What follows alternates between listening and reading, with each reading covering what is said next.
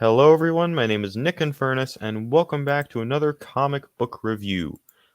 Now, if you guys remember the last review I did on Moon Knight, you might remember that I said I rewatched that show because I was a little bit unfair to it. There's another show that I rewatched, this time because I didn't remember much from it, and also because we're getting a second season of it next year. Which both those reasons combined are why I want to rewatch it, because I wanted to make sure I was up to date on what was going on with the story of it before getting into all that. So, of course, I'm talking about Loki. What other show from the MCU is getting another season next year? Let's be honest. Now, like I said, I didn't remember much from this season, so going in, I wasn't sure what to expect, and, well, let's see how it turned out.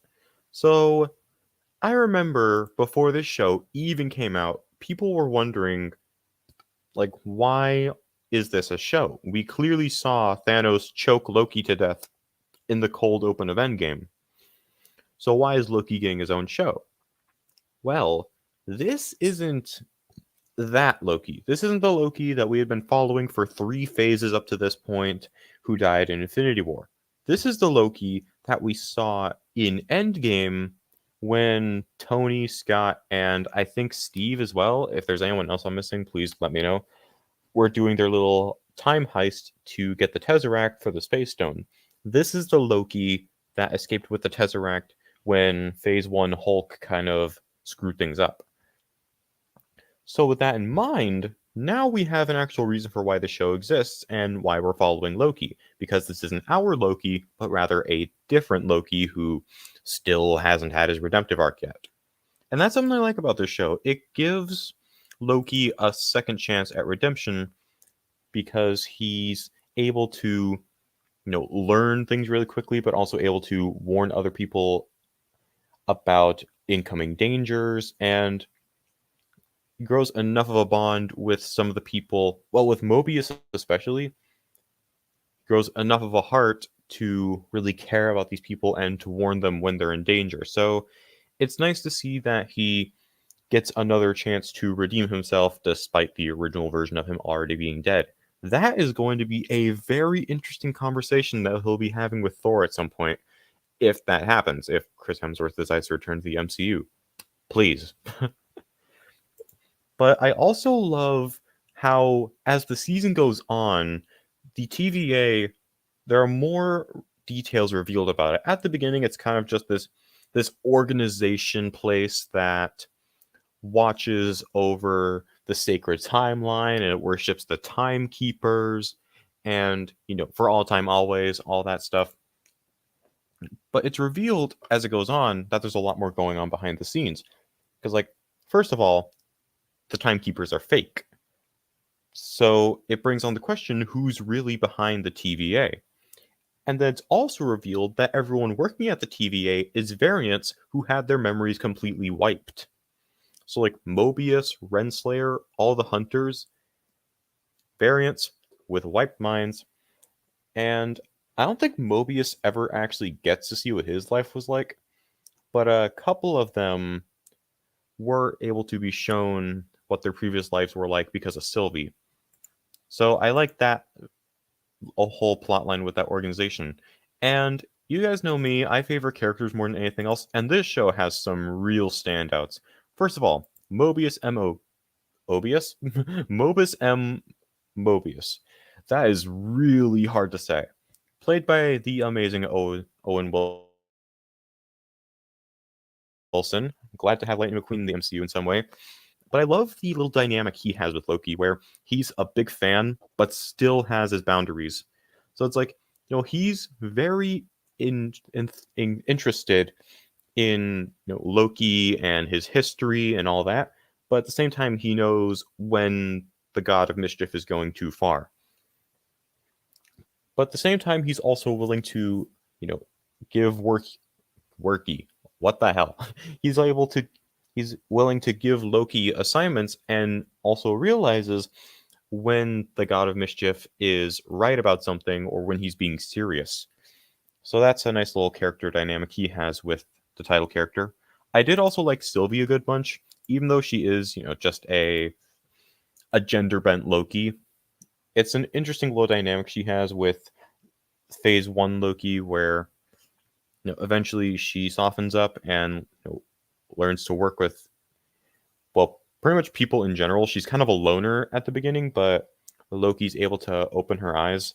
Though I do find it a little bit awkward that her and Loki have kind of a romantic fling. It just feels a little off. I'm not against it, it's just weird.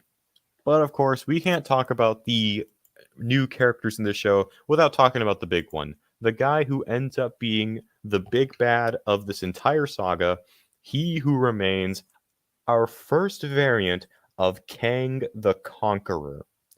How is he for our introductions of the character? Fantastic. He's amazing. He's got a lot of energy, and this is very obviously a more light-hearted, laid-back version of the character of King the Conqueror. Someone who's, a lot friendlier, a lot nicer, still very narcissistic, but who's also willing to make bets. Like he tells both Loki and Sylvie, it's like, you guys have two options. You can either kill me and let all my variants come through, or you can take over the place and just let everything go back the way it was. Either way, I don't care. But at the same time, he's also kind of creepy. He's very unnerving with some of Jonathan Majors' acting choices. And let me just say, Jonathan Majors does a great job as He Who Remains, and I cannot wait to see him more as Kang the Conqueror. In fact, I did actually see that leaked Ant-Man the Wasp Quantumania trailer, and chills. It's just giving me chills from all the moments when Kang is on screen. But yeah, love the new characters in this show. But unfortunately, the first season does have some drawbacks. They are very minor, but they're still worth mentioning. Towards the end, it does start to feel a little bit rushed. Like once you get to episode 5, it does start to rush the journey to the Citadel and everything going on at the TVA and in the void with Elias. All that stuff, it did feel a bit rushed. It's often hard for me to describe what I mean by it felt rushed, but if you want to know what I mean, watch the show.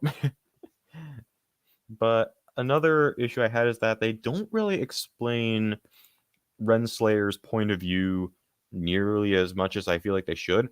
Like once it's revealed that timekeepers are fake, she still goes on with, pruning rogue variants and all that, and it's like she's saying it's like they don't explain what she means by I know there's something up here. There just has to be. It's like, what do you mean by that? It makes no sense. And then for an absolutely totally minor nitpick subjective thing, this isn't really a show that I see myself rewatching all that much.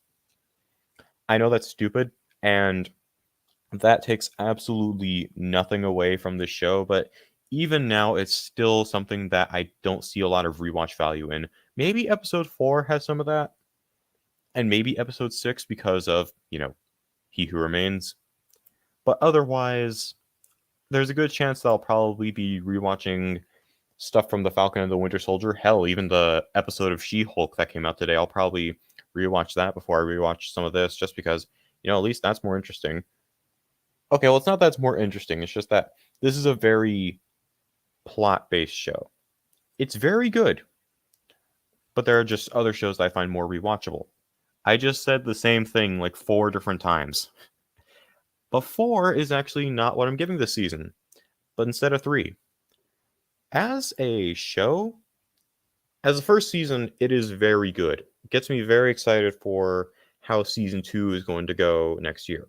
I have absolutely no idea what they're going to do in season 2, but I am looking forward to it. Anyways, guys, that's pretty much going to be it for this video. If you enjoyed it, you know what to do. I ain't going to bore you with all that generic stuff. See you guys in the next one. Take care, and Godspeed.